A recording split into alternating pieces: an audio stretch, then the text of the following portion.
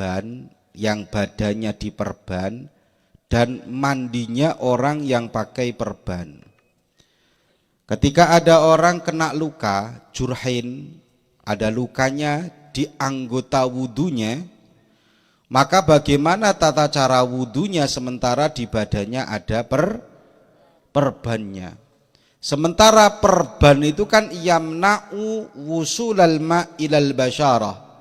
Sementara perban itu kan bisa mencegah sampainya air kepada kulit.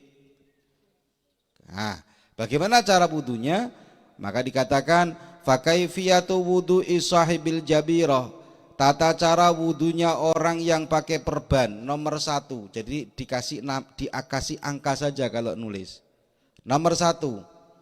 Yatawaddau hatta yasila ilal udwil ladzi alaihi satir.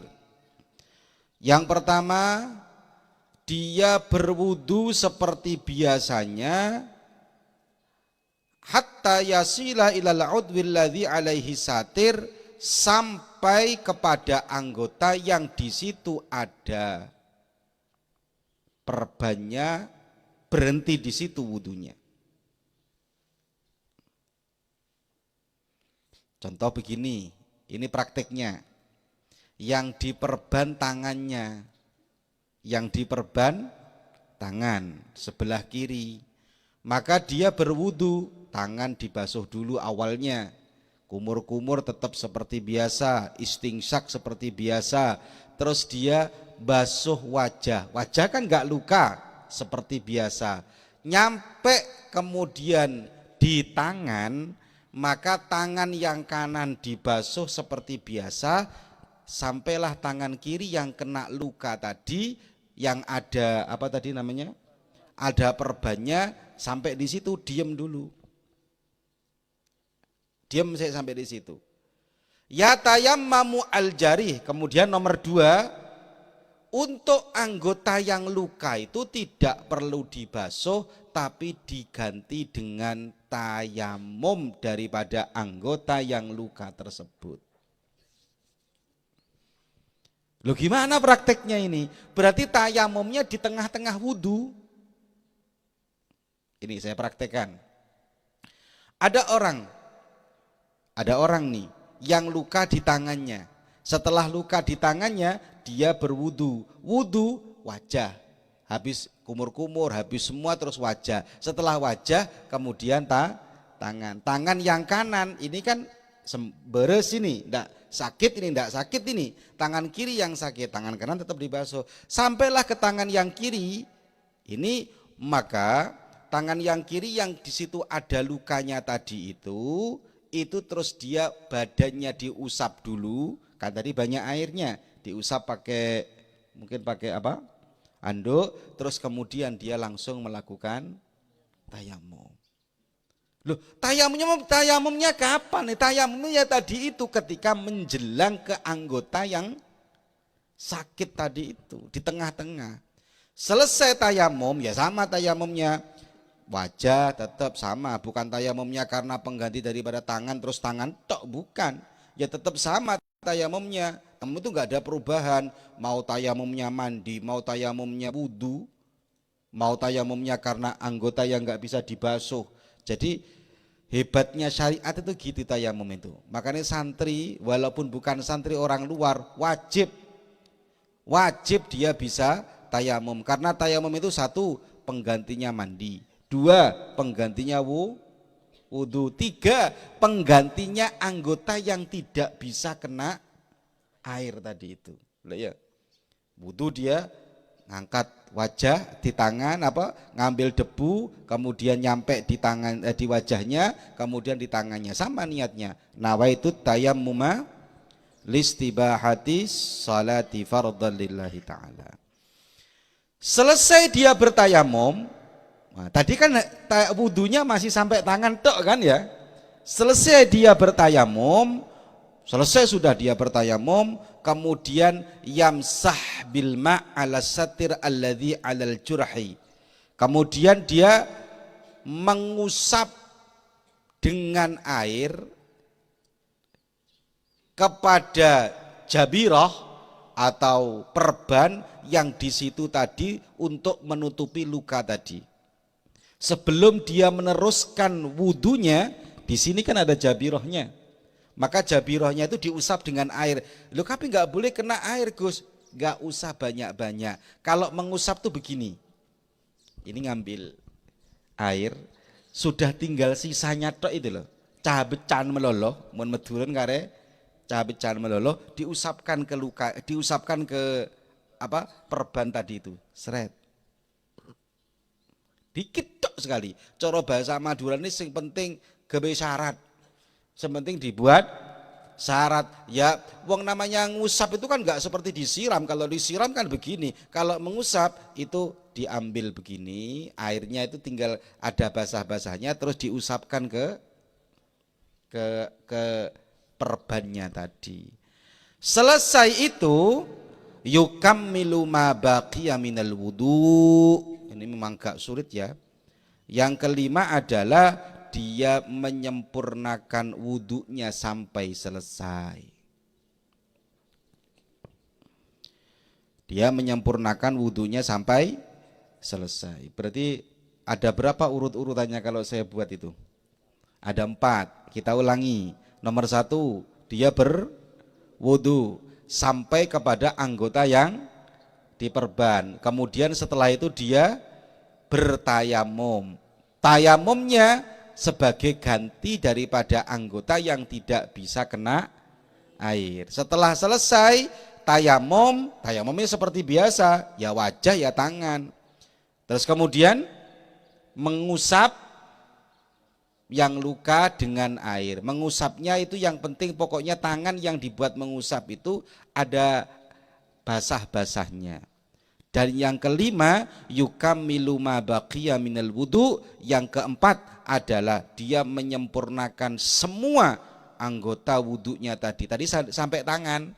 Kan tadi sampai tangan tadi prakteknya.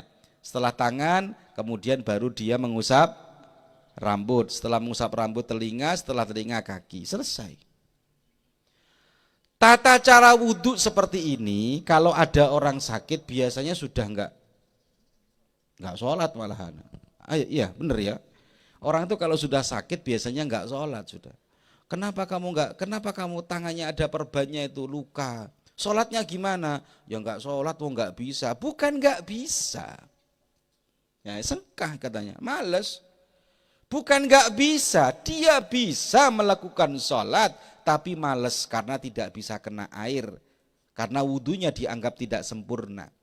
Maka tata caranya ada, tetap dia berwudu, tapi yang luka dihindari, yang luka itu diganti dengan tayamum. Cuman praktek tayamumnya bukan setelahnya, tapi di tengah-tengah wudu. Paham nggak sampai di sini ini? Yes, itu kalau ada lukanya. Maka ini perlu dipublikasikan, perlu disampaikan karena masih banyak orang-orang yang kalau luka, kalau sakit ada lukanya, kemudian ada perbannya, sama dokter suruh diperban seminggu atau 10 hari, dia enggak sholat sama sekali, tambah nemen. Tapi kalau kondisinya sakit dia sudah diperban, badannya panas, ya enggak perlu wudu kayak gini ya, catatannya itu. Gimana? Ya karena dia kalau kena air tambah parah, maka tidak usah berwudu, langsung cukup diganti dengan tayamum. Ini kondisi badannya sehat, dia hanya sakit yang bagian diperban. Atau seumpama si Dimas naik sepeda, luka tangannya, badannya sehat, pikirannya sehat, cuman hatinya yang sakit, sama tangannya yang sakit. Awe sama Dimas, gimana luka ini? Nah, tata caranya seperti ini, karena badannya sehat, kena air dia bisa, hanya ada luka di tangan saja. Luka di tangan tidak seberapa, yang bahaya adalah luka di Dimas, luka di hati. Yes, catatannya ini. Nomor selanjutnya, catatan yang penting. Sekarang kalau di anggota yang luka itu ada lukanya di anggota badan, itu ada lukanya, tapi enggak ada perbannya. Kan sering toh? Sering ini. Kata dokter, mohon maaf, ini lukanya agak parah. Tapi tidak usah diperban, karena kalau diperban khawatirnya tambah sakit. Tidak cepat kering, tapi jangan kena. Kan gitu, ada biasanya dokter bilang kayak gitu. Gimana tata cara wudunya? Tata cara wudunya persis seperti tata cara wudu yang tadi, cuman tidak perlu pakai ngusap. Tadi ada yang ngusap nomor berapa itu? Nomor 4. Berarti catatan kamu, catatan yang pertama, kalau ternyata di badannya itu tidak ada perbannya, maka tata cara wudunya sama seperti orang yang pakai perban, yaitu yang luka tidak usah diusap atau tidak usah dibasuh, cukup diganti dengan tayamum dan tidak perlu mengusap karena tidak ada perbannya. Dikatakan amma idza lam yakun alal jurahi satirun, kalau ternyata di badan itu tidak ada, di luka tadi tidak ada satirnya, tidak ada perbannya, fayajibu alaihi ayyaghsilas sahih wa yatayammam, maka wajib bagi orang tersebut untuk membasuh anggota yang sahih, anggota yang sehat, wa yatayammam, dan dia harus bertayamum karena ada anggota yang tidak kena air tadi itu. Wala qada'a alaihi mutlaqan, dan dia tidak wajib untuk mengqadha secara mutlak. Ini kalau orang ngerti tata caranya, saya kena luka badan saya tapi enggak ada perbannya. Kata dokter enggak boleh kena air. Gimana tata cara wudunya? Kalau orang pernah ngaji, tetap dia berwudu. Nanti anggota yang tidak bisa kena air diganti dengan tayamum pas di tengah-tengahnya wudu tadi. Sama persis, hanya menghilangkan, mengusap kepada jabirah tadi itu. Sehingga pendapat yang wudu kayak tadi itu, wudu itu aja masih ada yang ulama yang ngomong begini, itu masih harus dikodok wudunya kalau di tempat anggota tayamum dan lain sebagainya. Saya berpikir gini, ya Allah, ini wudunya saja sudah sulit, wudunya saja sudah berat, masa enggak ada pendapat yang mengatakan ulama untuk tidak mengqadha? Maka ternyata ada pendapat dalam kitab Majmu'. Waqtaral Imam An-Nawawi fi Majmu'ihi qaulal Muzani. Imam Nawawi dalam kitab Majmu'nya memilih pendapatnya Imam Muzani, wa huwa annahu la qada'a ala sahibil jabirah mutlaqan. Bahwasanya Imam Muzani memberikan statement muridnya Imam Syafi'i apa? Bahwasanya tidak perlu mengkodok bagi orang yang memakai perban ketika dia berwudu, sudah sesuai dengan tata cara yang diajarkan tadi. Ya, wudu, kemudian sampai ke anggota yang sakit tayamum, setelah itu dia mengusap, dilanjutkan wudunya sampai selesai. Kalau dia berwudu dengan tata cara seperti itu, kata Imam Muzani, mau di anggota tayamum, mau dalam kondisi apapun, Imam Muzani mengatakan la qada'a ala sahibil jabirah mutlaqan. Dia kalau sudah sesuai dengan tata caranya, sholatnya tidak harus diqadha, sudah sah seperti orang yang sholat dengan sempurna. Apa alasan Imam Muzani? Li'anna salat wajabat fil waqti, li'anna kulla salatin wajabat fil waqti wa in kanat ma'a khalalin la yajibu qada'uha. Ketahuilah bahwasanya salat yang wajib dilakukan di dalam waktunya, walaupun di situ wa in kanat, walaupun di situ ada cacatnya. Tadi kan wudunya kurang sempurna karena campur-campur, karena ini dan itu, masih kurang sempurna, la yajibu qada'uha, itu sudah tidak wajib untuk mengqadha. Yang penting sudah berusaha untuk melaksanakan tata cara wudu dengan sempurna. Jadi nggak usah dikodok. Saya ikut pendapat ini aja. Kenapa? Karena kalau orang sakit, kalau orang luka itu kadang tidak sehari 2 hari. Apalagi lukanya luka dalam, luka serius, itu bisa sampai berhari-hari. Kalau disuruh mengkodok, berat menurut saya. Menurut saya berat. Kedua, dia sudah kesulitan ketika dia melaksanakan wudhu dengan sempurna. Maka dia tetap tidak usah mengkodok sholatnya, lakukan tata cara yang saya ajarkan tadi. Jadi tugas kalian ini, karena apa? Karena masih banyak orang-orang di desa-desa itu kalau sholat sudah nggak mikir, wis pokoknya der, wis pokoknya kena luka, nggak usah sholat. Ada perbannya, nggak usah sholat. Nah, ini kesalahan yang harus kita benarkan dan kalian wajib untuk membenarkan ini. Kemudian mandinya sekarang.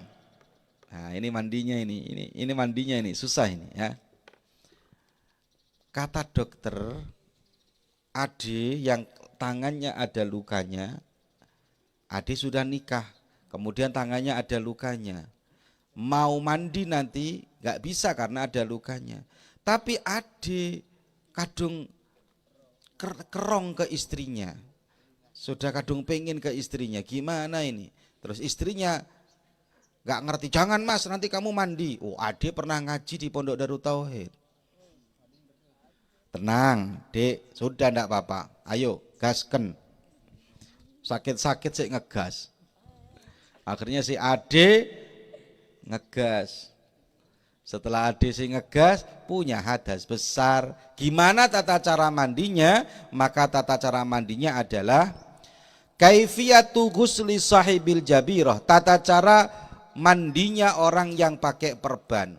Yatakhayyar baina ayuqaddimal ghusla aulan awit tayammum wal afdol taqdimut tayammum liyuzilal ghusla asarat turab.